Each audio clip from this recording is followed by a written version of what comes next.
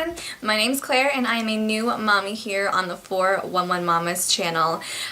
So first and foremost, I really want to say thank you to Nicole for inviting me to be part of such a great group of moms and to be part of this channel.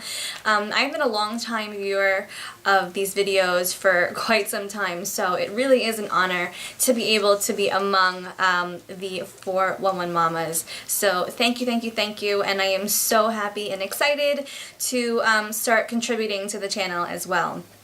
But my channel is For Me and LT, and basically my videos are about our journey with our son. He was diagnosed earlier this year with autism, so we just document and track his progress and how he faced different challenges and overcome many different obstacles. It's really been great to kind of show other people who may not be familiar with autism that it's not so initially scary, but it can also be a positive thing, and also to connect and share with other autism moms or special needs moms and let them know that they're not alone, and if they feel like watching in on our journey, that they can do so. So yeah, this video is actually going to be on a topic that is pretty close to my heart, and that would be autism. Since starting my journey and sharing what goes on with our son, I get a lot of comments from other moms or questions from other moms about concerns they may have with their own child. And it's totally normal to have different concerns regarding development of your son or daughter. But, a lot of times, a lot of parents kind of get that, well, how do I know if it's something to really be concerned about? So I wanted to do a video on some early signs of autism. And just a basic checklist of symptoms that other parents out there can get an idea about what autism is like and what the early signs of it are. So autism is a developmental disability that affects social, communication, and behavioral skills. And autism is a spectrum, which means that it affects each person differently. When you meet one person with autism, it doesn't mean that the next person with autism is going to be just like the one you'd met. Some people get affected more mildly and they would be considered more high functioning, and other people can get affected a little bit more severely and they would be considered more lower functioning. Usually you would see typical symptoms of autism around 2 to 3 years old. I know with my own son, I had seen the symptoms about 24 months, and that's about average. I know I've heard that 80 to 90% of parents do notice those symptoms at 24 months. I just want to say with my own experience and from a lot of other moms' experiences, it doesn't mean it's the same across the board, but my son was developing perfectly fine up until 24 months. All major milestones as far as gross motor, like walking, sitting up, rolling over, they all appeared and happened around the time that it should. He started babbling. He had started saying his first words all on the times that he was supposed to. But then around 24 months was really when we started to notice a slight regression within him. And that would be those early symptoms that you would see around 24 months. Initially, you're probably going to notice, if you do notice any, social or communication symptoms first. And that would be the lack of eye contact, the unresponse to name, also kind of in their own little world. Maybe you would think that they're ignoring you. I know that with my son when he was younger, I would think that he was just blatantly ignoring me and just wanted to play on his own and not really care what was going on with what I was doing. I would just call his name. And it was just so odd to me because prior to him being 2 years old, he was so responsive to that. But I figured it was just him, being a toddler and wanting to explore the world on his own.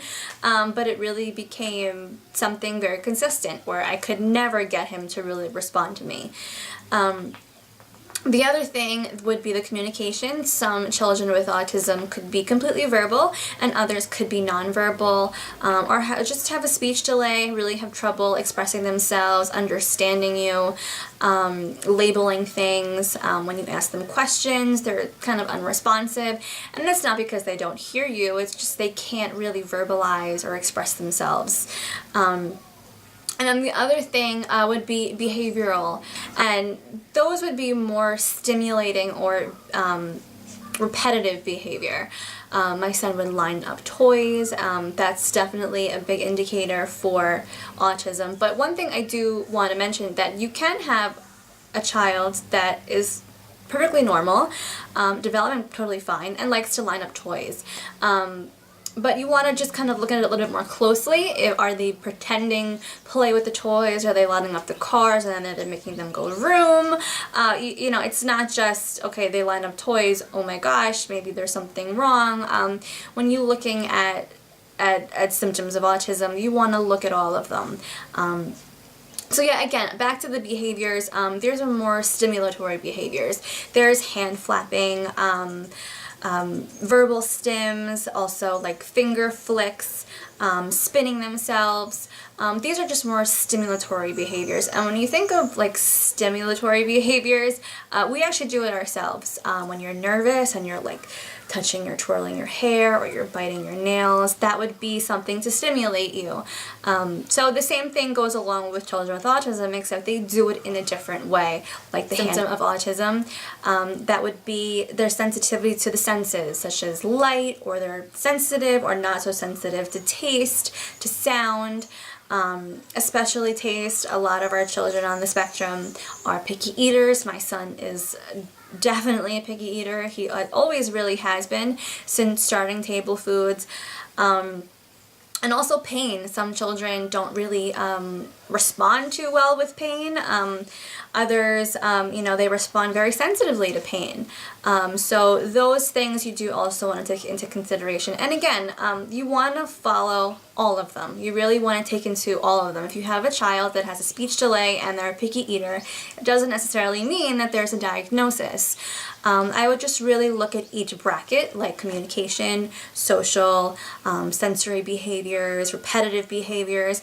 And if you're seeing, you know, quite a few within each one, then I would consider talking to a pediatrician and getting an evaluation done, just to see if there's anything going on, and also for peace of mind. Again, it doesn't necessarily mean that there is a diagnosis, but you want to detect anything that you see early, and it's better safe to start something early than it is to wait for what you may consider a phase to quite possibly end. Another symptom that I did want to talk about that I think has a misconception would be aggression and tantruming. And I really feel that I wouldn't consider it, okay, your child is just hard to deal with and they're aggressive and they're hitting, they must have autism. I wouldn't tie that in. Any type of behavior that is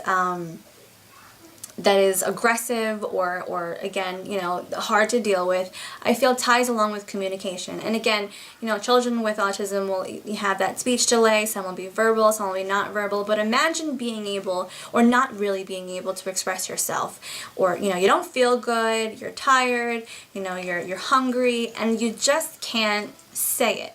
You have no means of producing the words to say it and express yourself.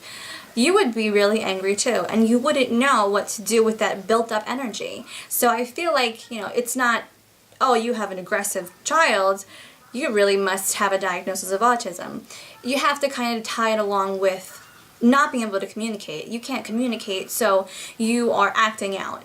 And that's something that can be addressed with different therapies. So if you do feel like there is a diagnosis or potential for a diagnosis, I just want you to understand that there's a wealth of different therapies that work great, especially at a young age, for children with autism. And you're probably most familiar with a behavioral therapy called ABA, which is Applied Behavior Analysis, and it really modifies behavior, breaks it down very simply, uses reinforcers for appropriate behaviors, and replaces challenging, inappropriate behaviors with ones that we're aiming for. And then there's also occupational therapy, and that's really just taking in the response to your senses. And, you know, again, we focus on different sensory issues that children with autism have. So it's really tapping into those, you know, fine motor, tactile, tactile, which is, you know, touching different textures, feeding into those senses, which would be tying into daily living, you know, fine motor, being able to zip up a zipper, you know, tying your shoes, gross motor, you know, being able to jump and to lean on one foot one at a time.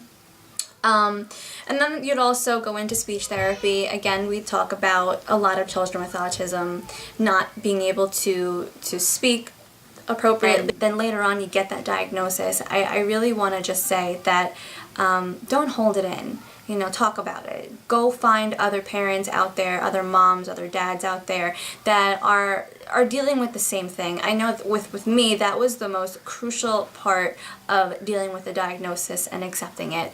It really makes you feel better, and that goes with everything, and not just having a child with a disability. Any type of relatability that you can connect with, everybody can always appreciate that. So I would definitely suggest, you know, if you feel like there's a concern, or you feel like there is a diagnosis, or you know that there is and you haven't reached out to anybody yet, do so. And you don't have to meet with somebody face to face. There's a lot of, you know, online resources, message boards, community. Go to download the app My Autism Team.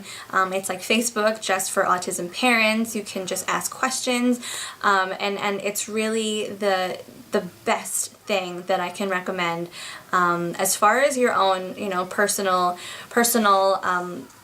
growth when it comes to being a parent with special needs, because it's always a learning curve. You're always learning something. There's always so much to learn. But yeah, I hope this has helped, and again, thank you so much for the 411 Mamas. I'm really appreciative to be a part of this channel, so thank you so much for watching, and we'll see you again next time.